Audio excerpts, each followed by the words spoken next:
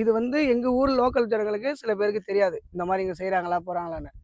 அது வந்து கம்பம் கழுவுறது வந்து சாமி உட்காந்துன்னு வந்த கம்பத்தை ஒரு சாத்து மரக்காரங்க அவங்களோட தாலி அறுத்து அந்த கம்பத்தில் கட்டுவோம். இன்னொரு சாத்து மரக்காரங்க அதுக்கு கிரீடன்னு ஒரு கம்பம் இருக்கும், அந்த கிரீடத்தோட கம்பத்தில் இன்னொரு சாத்து மரக்காரங்க தாலி அறுத்து அதில் கட்டுவோம். இதை கட்டிட்டு இங்கேருந்து போய் தோப்பில் திருப்பி தாலி கட்டின இடத்துக்கு போய் அங்கே படைச்சிட்டு இங்கே வந்தவங்க அனைவருக்கும் பிரசாதம் கொடுப்போம். இன்னைக்கு காப்பு அவுக்குறோம். இன்னைக்கு காப்பு அவுத்துட்டா நாளைக்கு நைட்டு வந்து தர்மர் பட்டாபிஷேகம். மஞ்சள் நீர் ஆடிக்கினே வந்து விடிய கிளம்புற ஒரு 2 மணிக்கா தர்மர் பட்டாபிஷேகம் பண்ணி திருவிழாவும் முடிப்போம். அதோட முடியுது.